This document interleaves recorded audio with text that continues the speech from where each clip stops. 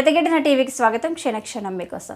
రాష్ట్రంలోని ప్రముఖ పుణ్యక్షేత్రం యాదాద్రి పేరును మారుస్తామని మంత్రి కోమటిరెడ్డి వెంకటరెడ్డి అన్నారు. యాదాద్రి పేరును గతంలో ఉన్న యాదగిరి గుట్టగా మార్పు చేస్తామని చెప్పారు.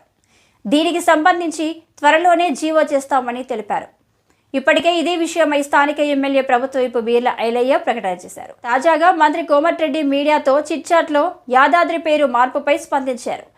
భువనగిరి నుంచి పోటీ చేయమని పార్టీ అగ్రనేత రాహుల్ గాంధీకి చెప్పానన్నారు.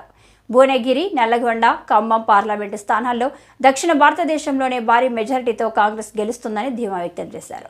ప్రధాని మోదీ కంటే రాహుల్ అత్యధిక ఓట్లతో గెలుస్తారని చెప్పారు.